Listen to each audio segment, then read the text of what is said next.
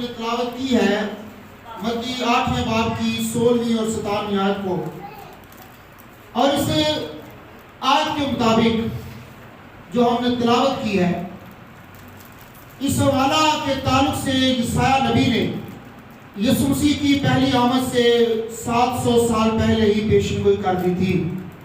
یسایہ 53 باب کی 4تھی آیت کو جب پڑھیں تو جو حوالہ ہم نے تلاوت کیا ہے متی 8ویں باب کی 16ویں اور 17ویں آیت کو، تو یہ پیشن گوئی ہے۔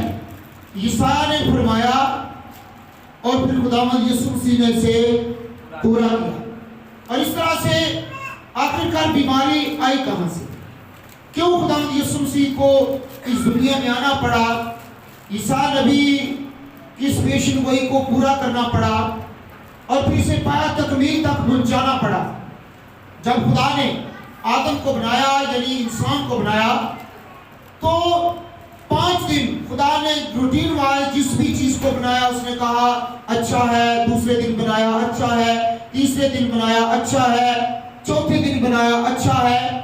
اور جب آدم کو بنایا، انسان کو بنایا، تو پھر اس نے کہا بہت اچھا ہے۔ اس نے ایک لفظ کا اضافہ کیا اور وہ تھا بہت، یعنی کہ پہلے انسان سے پہلے اس نے جتنی بھی چیزوں کو بنایا، آسمان کی چیزوں کو، زمین کی چیزوں کو اور پھر فضا کو، سب کچھ بنایا، اس نے بہت کا لفظ استعمال نہیں کیا۔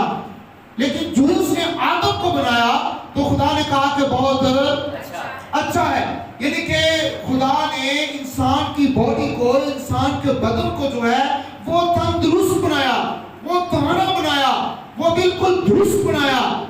لیکن یہ بیماری آئی کہاں سے جو یسوع مسیح کو اٹھانی پڑی؟ یہ کمزوریاں آئی کہاں سے جو خداوند یسوع مسیح کو اٹھانی پڑی؟ کہ اس نے ہماری مشقتیں اٹھائی، اس نے ہماری کمزوریاں اٹھائی اور ہماری بیماریاں دور کی۔ کیوں اس کو ہماری مشقتیں، ہماری کمزوریاں یا ہماری بیماریاں اٹھانی پڑی؟ کیوں؟ یہ بیماریاں آئی کہاں سے؟ کہاں سے؟ ہمارے گناہوں کی وجہ سے ہی۔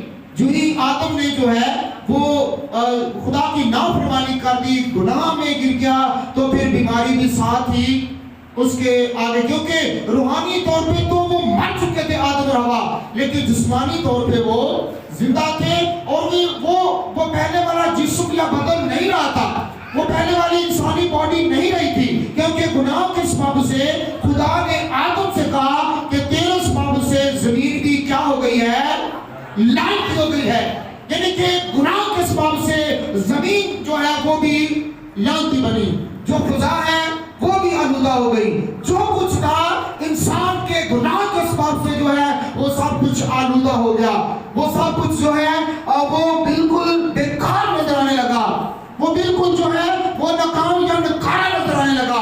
اور اس طرح سے پھر خداوند یسوع مسیح کو اس دنیا میں آنا پڑا اور پھر خداوند یسوع مسیح نے ان ساری پیشن گوئیوں کو پورا کیا۔ اس لیے متی کہتا ہے کہ اس نے ہماری کمزوریاں اٹھا لی، اس نے ہماری کمزوریاں اٹھا لی۔ یہاں پر لکھا ہے کہ تاکہ جو یسایہ نبی کی معرفت کہا گیا تھا وہ پورا ہو، کہ اس نے آپ ہماری کمزوریاں لے لی اور بیماریاں اٹھا لی، کمزوریاں لے لی اور بیماریاں اٹھا لی، بیماریاں اٹھا لی، یعنی کہ ہمارے روح کی نجات کے ساتھ ساتھ ہمارے بدن کی بیماریاں اس نے کیا لکھا ہے؟ لے لی، ہماری کمزوریاں لے لی اور بیماریاں اٹھا لی، یعنی کہ روحانی شفا، روحانی نجات، یعنی کہ روح کی نجات کے ساتھ ساتھ اس نے ہمارے بدن کی بھی کمزوریاں لے لی اور بیماریاں اٹھا لی۔ اور پھر بیماریاں ایک ہی قسم کی نہیں ہوتی، یعنی کہ ایک ہی طرح سے یا ایک ہی طرف سے نہیں ہوتی، بیماریوں میں فرق ہے،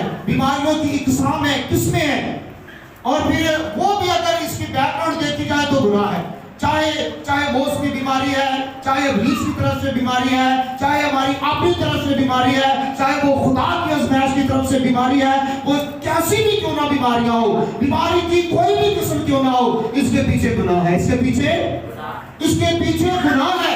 اس لیے تو خداوند یسوع مسیح نے بہت سے بیماروں کو جب شفا دی، بہت سے بدرو گرفتہ لوگوں کو بدروؤں سے رہائی دی، آزادی دی، تو پھر خداوند یسوع مسیح نے ان سے کہا پھر گناہ نہ کرنا۔ لیکن جب ہم यमुना रसूल का इंजील में हम उसका नाम आप पढ़ते हैं ना, तो वहां पर जब एक जन्म का जो अंदा था, तो उसके बारे में सवाल किया गया कि ऐ खुदावंद, ऐ रब्बी, ऐ उस्ताद, हमें बता कि ये बीमारी इनके बाप दादा यानी वालिदैन की तरफ से तो नहीं, क्या उनके गुनाहों का सबब तो नहीं?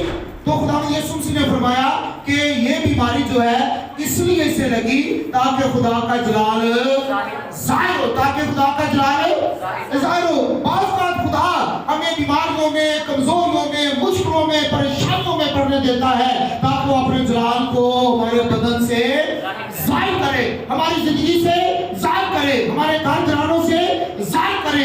इसलिए खुदा भी कमजोरी और बीमारियां आने देता है।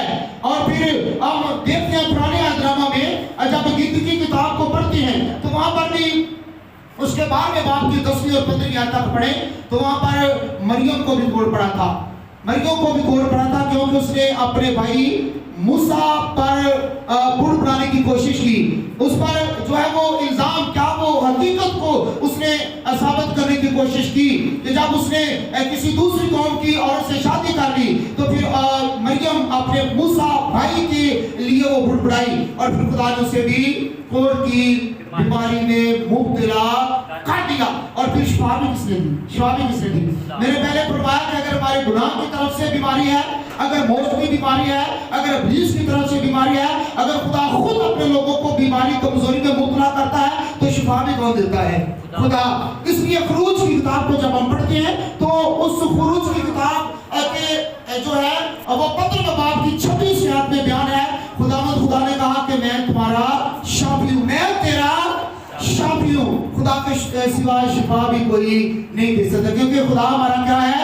शाफी है। खुदा हमारा शाफी है। ज़बूर 103 की 30वीं आयत को जब पढ़े तो वहां पर भी लिखा है कि वो तेरे गुनाहों को क्या करता है? ज़बूर 103 की हम 30वीं आयत को निकालेंगे और इसको पढ़ेंगे। ज़बूर 103 की 30वीं आयत में क्या रकम है? ज़बूर 103 की 30वीं आयत भी इसी तरह से हमें दिखाती हुई, बताती हुई नजर आ रही है, आती है। और ज़बूर 103 और उसकी 30वीं आयत को जरा पढ़े तो क्या लिखा है?